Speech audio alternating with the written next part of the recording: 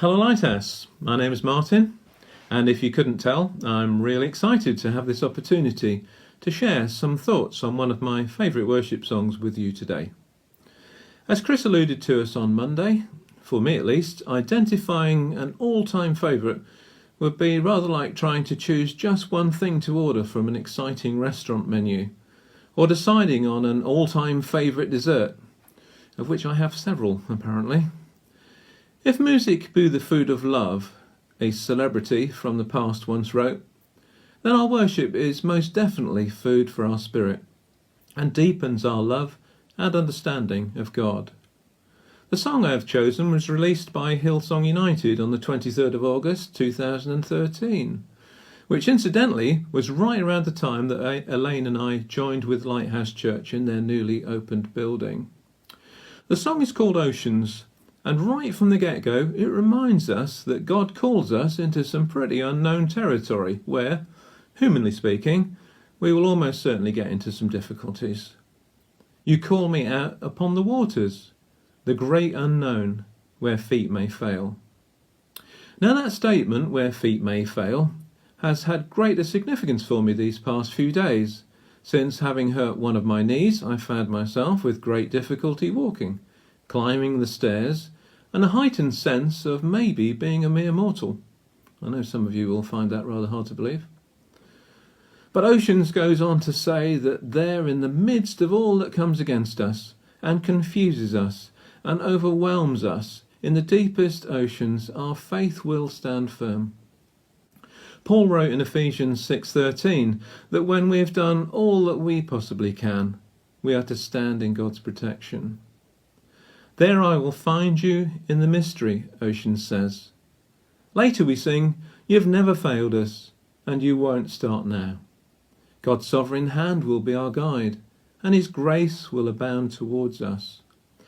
The world is certainly a mysterious and scary place at the moment, wouldn't you agree?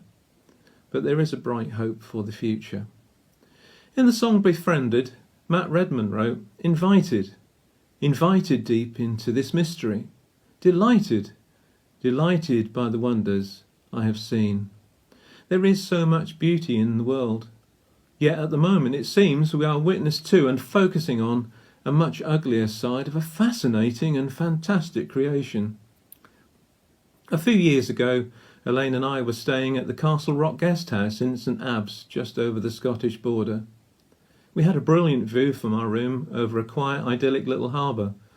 But on Saturday morning, it came alive with maybe 100 or more sub-aqua divers with boats taking them far out to sea. It was an amazing transformation to the place.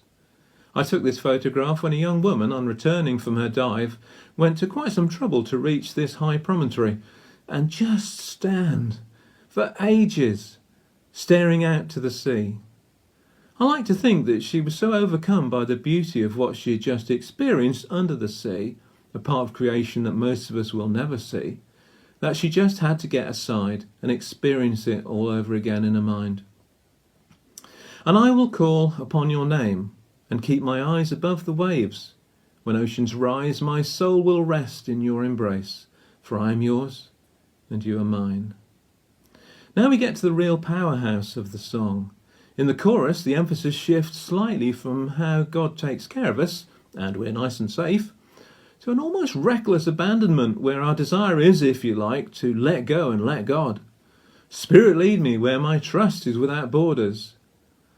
Now I don't know about you, but my fear is that we're at a point now where trust in what went before will become difficult for us to regain again.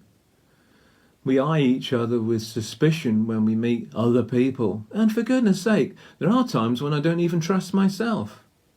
So to ask God to lead us to a point where we will trust him completely, without reservation or limit, someone who, to be fair, most of us have never seen, is a massive thing to declare. Yet we know that our faith will grow as we do just that, and experience his faithfulness to us. Let me walk upon the waters wherever you would call me. I wonder if you dream. One of my favourites is flying a helicopter, something I think is probably best left to the world of dreams. But once, many years ago, I dreamt that I was walking on the water, And as I was preaching that Sunday, I felt led to include said dream in the message. I remember that as soon as the words left my lips, a friend of ours in the congregation got up and left the building. Apparently, the dream had great significance to him, and he explained, and he apologised later. But walking on water was just the coolest thing to do, and I'm really hoping that it's one of the many activities that heaven has to offer. But it's not for now. We live in a time of now and not yet, where some of the blessings of heaven are available to us, but not all of them. What we can do for now is to call upon the name of God, follow his lead, allow our faith to grow strong, and stand. Many thanks for listening. If indeed you have been, I really hope you enjoy Oceans as much as I do. Goodbye.